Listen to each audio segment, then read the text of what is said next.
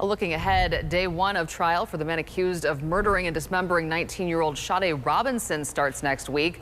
Maxwell Anderson faces 3 serious charges that includes 1 count of first-degree intentional homicide. The investigation into Robinson's death started back in April of last year when her leg was found in Warnemont Park.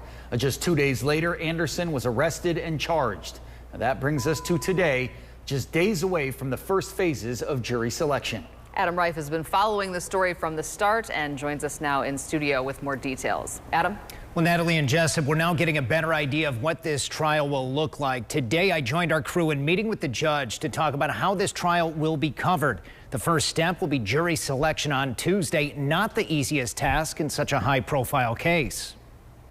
Tuesday, May 27th, the first day of the Maxwell Anderson trial, will start with jury selection. The first pool of 50 candidates will enter the 6th floor courtroom at 8:30 in the morning. 30 more potential jurors will come in the afternoon. Milwaukee defense attorney Julius Kim says that selection process is often more like a deselection process. You're trying to find people that you think might be biased against your case or might be, leaning one way or the other from the very outset. The judge hopes to have the 12 jurors seated by the end of the first day. At least 14 alternates will also be picked.